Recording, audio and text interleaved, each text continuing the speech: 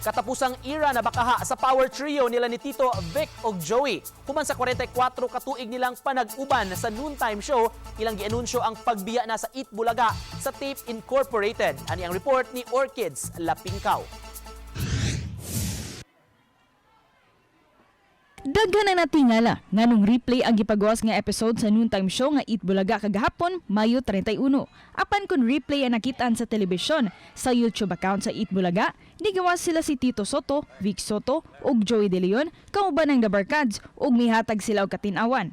Pumasok po kami lahat ngayong araw para makapagtrabaho, pero hindi po kami pinayagang umere ng new management. Non-live.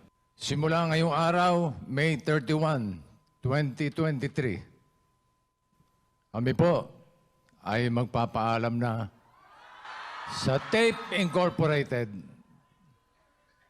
Karangalan po namin na kami nakapaghatid ng tuwa't saya mula Batanes hanggang Hulo at naging bahagi ng buhay ninyo.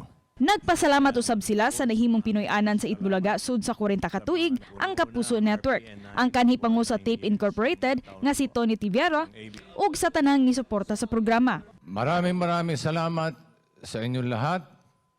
Hanggang sa muli, saan man kami dalhin ng tadhana, tuloy ang 1,000 isang tuwa.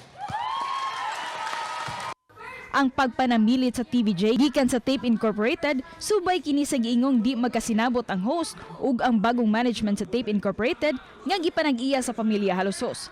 Niadtong buwan sa Abril, atol sa pagiginabi ni Boy Abunda, gibutyag sa Chief Finance Officer sa Tape Incorporated nga si Dapitan City Mayor Bullet Halosos nga padayon makita ng TVJ sa longest running noontime show. They've always been a part and will always be a part of Eat Bulaga. So kahit baliktarin natin, hindi talaga sila pwedeng mawala sa Eat Bulaga. And Eat Bulaga cannot live without TVJ. And I think, personally, my opinion also, that TVJ also cannot live without Eat Bulaga. Ano nangyari? Bakit bigla?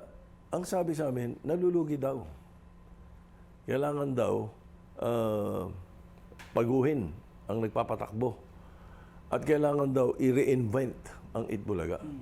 At meron daw mga portion na board sila. Gibutyag usab ni Vic ning buwana atol sa media conference sa sitcom nga Open 24/7 nga gibayaran na siya sa Tape. Isa lang masasabi ko, Eat Bulaga is here to stay.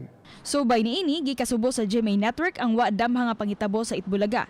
Nahimong Pinoy-anan sa Eat Bulaga ang GMA Network sud sa pila ka tuig ug aduna kini block time agreement sa Tape hangtod sa katapusan sa tuig 2024. Nakigiusa ang Filipino fans sa GMA sa pag-ampo alang sa dinaliang kasulbaran sa mong issue. Nagpasalamat usab ang Kapuso Network sa padayon ninyong suporta. Gisuyan pa hangtod karon og kuha sa GMA Integrated News ang habig sa Tape Incorporated ug sa pamilya Halosos.